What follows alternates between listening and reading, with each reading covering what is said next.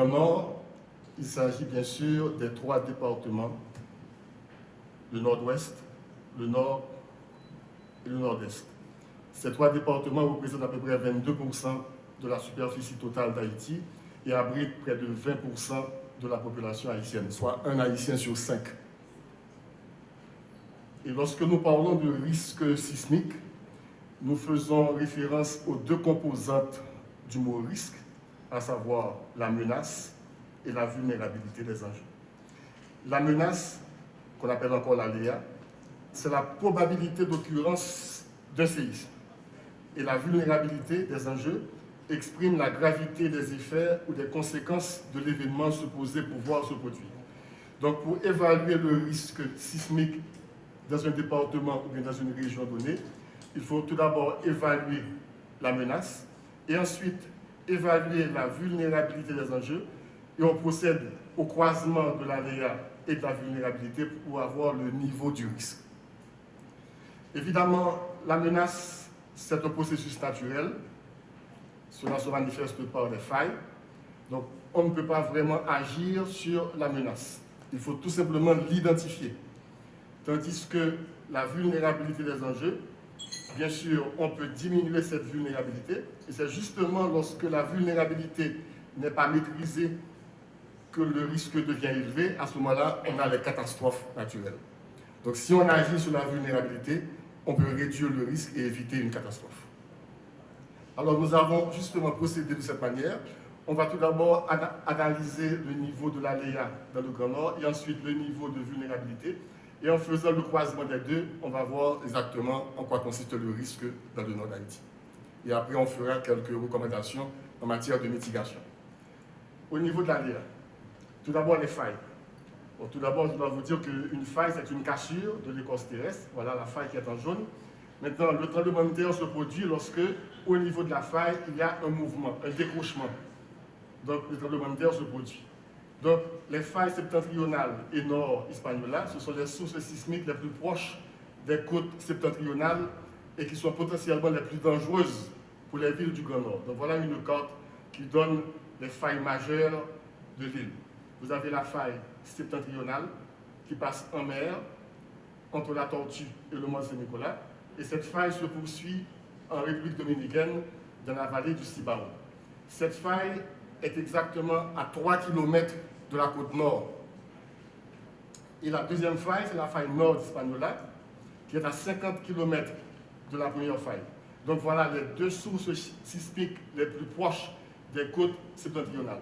Alors j'en profite pour vous annoncer qu'au niveau de la presqu'île du Sud, il y a aussi une faille majeure qui part de la Boule et qui va jusqu'à Tiburon et qui se poursuit en mer jusqu'à la Jamaïque. Et vous voyez qu'il y a encore une autre faille majeure qu'on appelle la faille Muertos Hispaniola. Bon, cette faille est moins dangereuse que les autres. Les étoiles que vous voyez, ce sont les séismes survenus dans le passé. Ce qui veut dire que ce sont des failles majeures qui ont eu à générer dans le passé des séismes destructeurs, ce qui veut dire que ces mêmes séismes ont la possibilité de se répéter à nouveau. Maintenant, ce n'est pas tout d'identifier les failles majeures, on doit pouvoir déterminer le potentiel sismique des failles. Actuellement, il existe une technologie qui permet de mesurer la quantité d'énergie qui s'accumule dans ces failles. On fait ceci par la méthode de géodésie spatiale par GPS. Et depuis 2003, nous faisons ces mesures en Haïti. Donc, il y a eu une première série de mesures entre 2003 et 2009. Ces mesures sont réalisées en collaboration avec l'université de Purdue, avec le professeur Calais et le bureau des mines et de l'énergie. Donc, les déplacements sont tellement minimes, il faut faire des mesures sur 5 ans minimum. Donc, entre 2003 et 2009, nous avons procédé à des mesures sur l'ensemble du territoire national. Et en 2007, il y a un rapport qui est sorti et qui dit que la faille de la presqu'île du Sud se déforme à un taux de 7 mm par an. Or, si on considère le dernier séisme survenu sur cette faille, c'était en 1770, ça fait à peu près 237 ans. Donc, en 237 ans, multiplié par 7 mm, ça vous donne un déficit de glissement de 1,50 m. C'est comme un morceau d'élastique que vous tirez. Au départ, cet élastique avait une longueur X. Vous tirez au fur et à mesure, l'élastique a une longueur Y. Vous faites la différence. Et la différence, c'est le déficit de glissement. Donc pour le sud, il y a un déficit de glissement de l'ordre de 1,50 m. Et les mesures ont été faites en 2007. Ça, c'est le résultat de 2007. Et pour le nord, la vitesse de déplacement est de 10 mm par an. Et le dernier séisme date de 1842. Donc en 2007, cela faisait 165 ans. Ce qui veut dire qu'il y a un déficit de 1,65 m à rattraper dans le nord. Maintenant, qu'est-ce que ça veut dire en termes de magnitude? Cela veut dire que sur la faille de la presqu'île du Sud, on peut avoir un séisme de magnitude comprise entre 7 et 7,2. Et sur la faille nord, un séisme de magnitude comprise entre 7,8 et 8. Voilà les résultats obtenus en 2007. Et nous avons eu le séisme en 2010. Alors, immédiatement que le séisme s'est produit, on pensait que c'était justement la faille de la presqu'île du Sud qui avait rompu. Et après un an d'études, on s'est rendu compte que c'est une faille qui n'était pas du tout connue, la faille de Léogane. Donc, l'énergie est encore présente dans la faille de la presqu'île du Sud. Maintenant, après le séisme du 12 janvier 2010, on a procédé à une deuxième série de mesures, juste pour vérifier quel a été l'impact du séisme du 12 janvier sur ces failles majeures qui ont été identifiées. Et entre 2010 et 2015, les mêmes séries de mesures ont été réalisées et les résultats sortis en 2015 ont montré que les vitesses de 7 et 10 mm qui étaient déjà là avant 2007 n'ont pas varié depuis 2010, ce qui veut dire que les deux failles restent donc susceptibles de générer des séismes importants.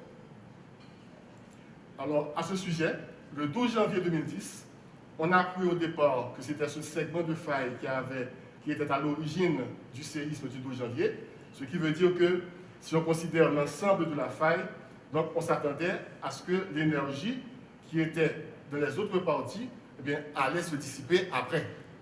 Mais après plusieurs études, on s'est rendu compte que le séisme s'est produit sur une faille qui passe en dessous de Léogane, qui n'avait absolument rien à voir avec la faille principale, ce qui veut dire que ce segment est encore intact. Donc, le séisme qu'on attend est encore là, sur la faille de la presqu'île du Sud. Et dans le nord, qui a une faille beaucoup plus longue, donc le séisme est encore là. On ne connaît malheureusement pas la période de retour de ces séismes. Est-ce que c'est après 100 ans, 150 ans, 200 ans? On ne sait pas. Donc, il faut s'attendre à avoir un séisme à n'importe quel moment, tant dans le nord que dans le sud. Depuis 2011-2012, Haïti est doté d'un réseau de surveillance sismique nationale. Et les mesures qui ont été réalisées par le Bureau des mines avec la collaboration du ministère de l'Environnement, voilà la carte qui est sortie en 2015, qui montre les séismes de magnitude comprise entre 2 et 4, donc ce sont de très faibles magnitudes, et voilà la répartition spatiale de ces épicentres sur l'ensemble du territoire. Ce qui montre qu'effectivement, on a beaucoup de séismes le long de la faille de la presqu'île du Sud, également dans le nord, mais les secousses sont inventoriées sur l'ensemble du territoire. Cela veut dire qu'il y a des failles partout à travers le territoire qui ne sont pas connues. Donc non seulement on peut avoir des séismes très forts sur les failles majeures, mais n'importe où sur le territoire national. Donc voilà l'importance d'avoir un réseau de surveillance sismique national. Maintenant, après 2010, on a pu élaborer une carte de la menace sismique en Haïti. D'après cette carte, il y a 3 couleurs différentes, le jaune, le marron et le rouge. Le jaune, c'est la menace qui est modérée. On voit qu'il n'y a pas de jaune du tout sur le territoire national. Donc il n'y a que 2 types de menaces moyennes, lorsque l'accélération est comprise entre 0,3 et 0,48 G, et élevée pour une accélération supérieure à 0,48 G. Donc en rouge, vous avez les zones à risque, et en marron, les zones moyennes. Ce qui veut dire que les zones les plus à risque en Haïti, c'est bien sûr le Grand Nord, avec les 3 départements, puisque ces 3 départements sont proches de la faille active, et toute la presqu'île du Sud, ainsi que le département de l'Ouest. Maintenant, quelles sont les zones pour lesquelles il faut s'inquiéter? même si nous avons toute une zone à risque, eh bien, avec le réseau de surveillance sismique, personnellement, je pense qu'il y a 3 zones à surveiller actuellement en Haïti. Il y a tout d'abord la zone des NIP, de la région de Savo, puisque le dernier séisme de cette zone remonte à 1952, et le séisme de 1952 a eu à détruire la ville de Savo. Et entre 2015, 2016 et 2017, c'est chaque jour qu'on enregistre des petites secousses de la ville de Savo. Donc c'est un signe qui est donné à nous autres. Deuxième zone à risque, c'est la zone comprise entre Fonds Parisien, Fonds Verret et tout près du lac Azuay. Ces dernières années, on enregistre pas mal de petites secousses tout autour du lac Azuay. Dernièrement, le 15 septembre, on a eu 4 secousses le même jour, qui sont alignées de part et d'autre de Fonds Verret. Donc c'est une zone à surveiller. Et bien sûr, il y a le nord, qui a 175 ans depuis que le séisme a eu lieu.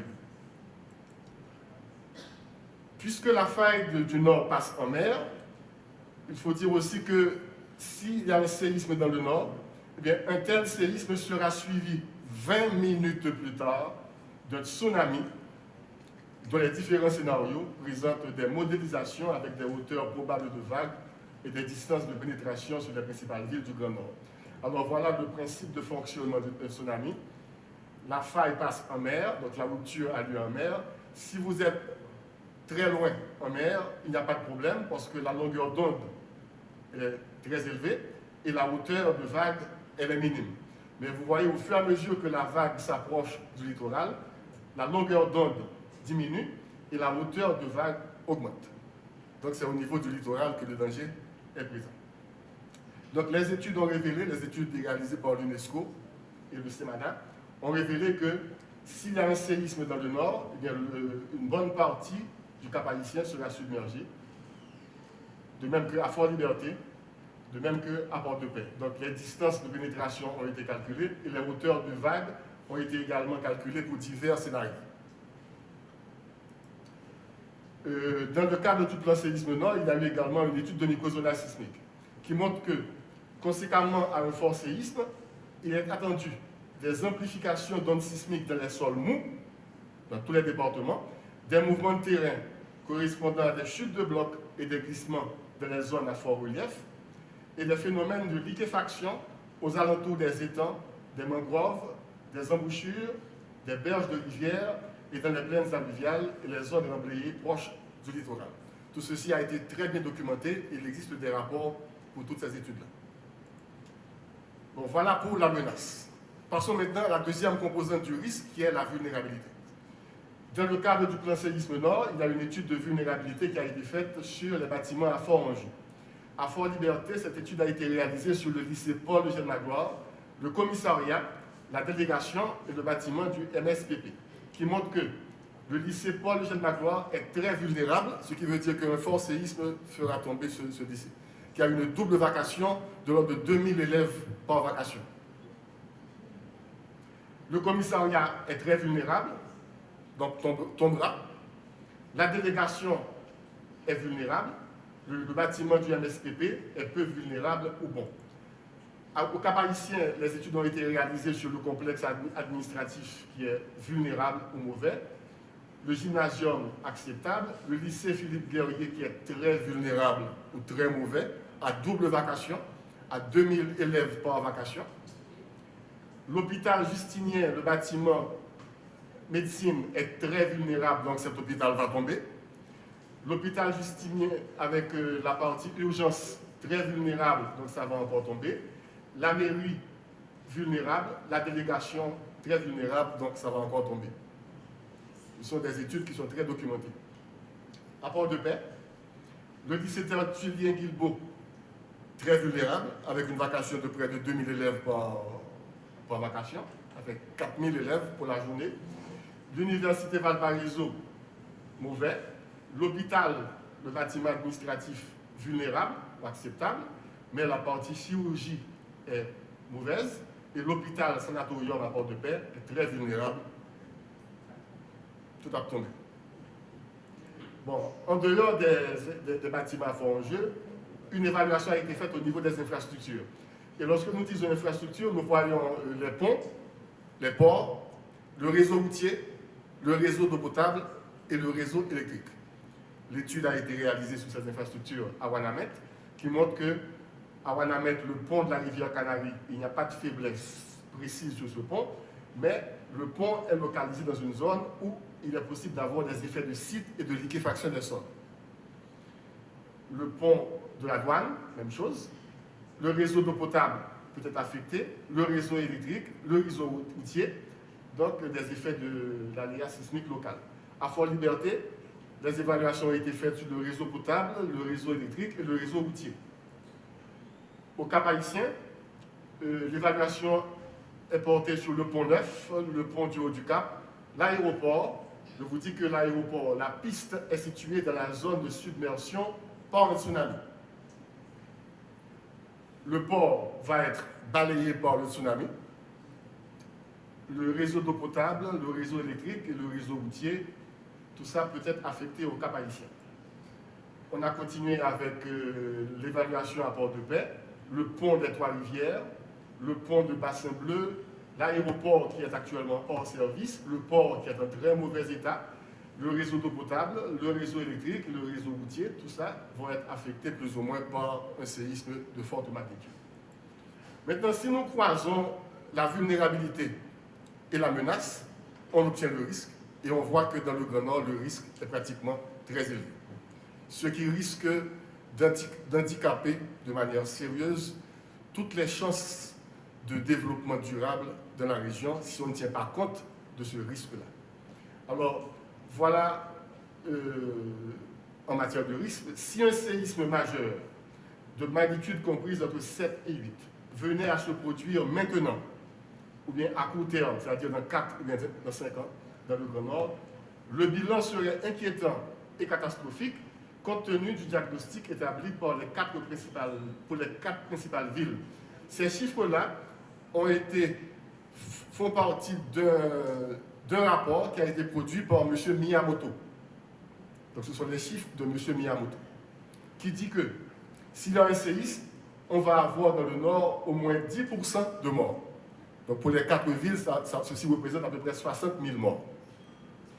Plus de 25 000 maisons effondrées qui seront étiquetées rouges et plus de 26 000 maisons qui seront étiquetées jaunes. Le parc immobilier a été estimé à près de 95 000 bâtiments dans le Grand Nord. Donc 95 000 bâtiments, si on met 25 000 effondrés et 26 000 fortement endommagés, ça fait à peu près 51 000 sur 95 000, donc plus de la moitié sera affectée. Plus de 300 000 personnes à loger dans des abris provisoires, plus de 3 millions de mètres cubes de gravats à évacuer, des décombres, et plus de 100 000 victimes du tsunami. Il est donc à craindre que le même degré de catastrophe survenu à Port-au-Prince en janvier 2010 ne se reproduise, mais avec une acuité encore plus grande, car le séisme sera suivi d'un tsunami qui apportera des nuisances supplémentaires aux conditions difficiles créées par des vibrations sismiques qui seront probablement 30 fois plus élevées que celles enregistrées à Port-au-Prince. Car à Port-au-Prince, on a eu un séisme de magnitude 7. On prévoit que dans le Nord, on aura un séisme de magnitude 8. Donc entre 7 et 8, ça fait 1 degré de différence, mais ce degré-là correspond à 30 fois plus d'énergie qui seront libérées. Parce que l'échelle de Richter, c'est une échelle logarithmique. À chaque fois qu'on passe à un degré supérieur, l'énergie est multipliée par 30. Donc voilà maintenant quoi faire. Je crois que c'est une question de timing. Nous avons fait des recommandations à court terme. À court terme veut dire, si entre 4 ans et 5 ans, il y a un séisme, qu'est-ce qu'on peut faire? À long terme, si dans 25 ans et plus, il y a un séisme, qu'est-ce qu'on peut faire? Et je vous dis dès à présent que si à court terme, dans 4 ou bien 5 ans, on a un séisme de magnitude 8, les dégâts seront considérables. On ne peut pas vraiment résoudre le problème dans 4 ou 5 ans. Mais par contre, on peut stopper l'anarchie dans le secteur de la construction et adopter une utilisation rationnelle de l'espace. C'est tout ce que l'on peut faire maintenant, à très court terme.